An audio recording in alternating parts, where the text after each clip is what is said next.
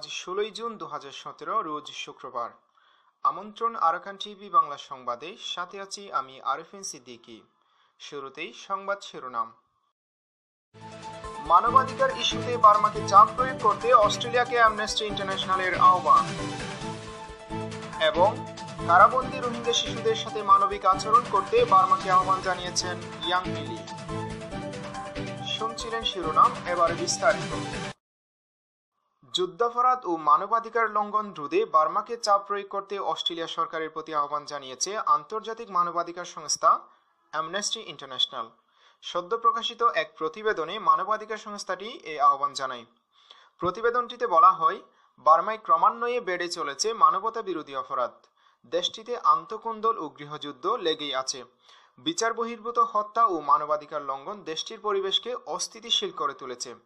বিশেষ করে শান, কাশ্চিন ও আরাকান রাজ্যের মানবাধিকার লঙ্ঘন সীমা অতিক্রম করেছে। প্রতিবেদনটিতে আরও বলা হয়, কাশ্চিন রাজ্যের ১ লাখ মানুষ সদ্য শরণার্থী হয়ে চীনে আশ্রয় নিয়েছে। বার্মার রাজনৈতিক ও সামাজিক পরিবেশে স্থিতিশীলতা আনতে এবং জীবনযাত্রার মান স্বাভাবিক করতে অস্ট্রেলিয়াকে এগিয়ে আসতে হবে বলে মনে করছে সংস্থাটি। উল্লেখ্য, অ্যামনেস্টি ইন্টারন্যাশনাল ইতিপূর্বেও বার্মায় মানবাধিকার লঙ্ঘন বিষয়ে প্রতিবেদন প্রকাশ করে।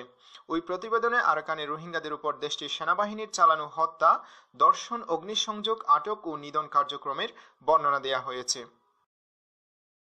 বার্মায় কারাবন্দী রোহিঙ্গা শিশুদের সাথে মানবিক আচরণ করার জন্য বার্মিজ প্রশাসনের প্রতি আহ্বান জানিয়েছে জাতিসংঘের মানবাধিকার দূত মিজ ইয়াংহি লি। কারাগারে বন্দী নিরপরাধ রোহিঙ্গা শিশুদের সাথে সংশ্লিষ্ট কর্তৃপক্ষ অমানবিক আচরণ করছে, এমন তথ্য পাওয়ার পর তিনি আহ্বান জানান। জানা গেছে, গত বছরের ৯ অক্টোবরের পর আরাকানের মংডু অঞ্চলে সেনাতাণ্ডব চলাকালীন গণগ্রেপ্তার করা হয় রোহিঙ্গাদের।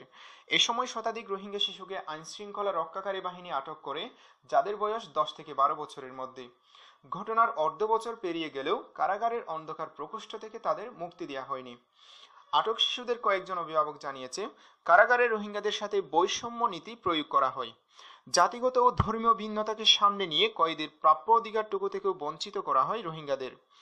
অনিয়মিত ও অপর্যাপ্ত খাবার প্রদান, চিকিৎসা সেবা বঞ্চিতকরণ, মাত্রাতিরিক্ত শ্রমদানে বাধ্যকরণ সহ অস্বাস্থ্যকর পরিবেশে থাকতে বাধ্য করা হয় রোহিঙ্গা কয়েদিদের। আরও জানা গেছে, আদালতে মামলা পরিচালনার জন্য আইনজীবীও নিয়োগ করতে দেওয়া হচ্ছে না রোহিঙ্গাদের। ফলে বিনা অপরাধে আটক রোহিঙ্গারা কবে নাগাদ মুক্তি পাবে তার কোনো ইয়ত্তা নেই।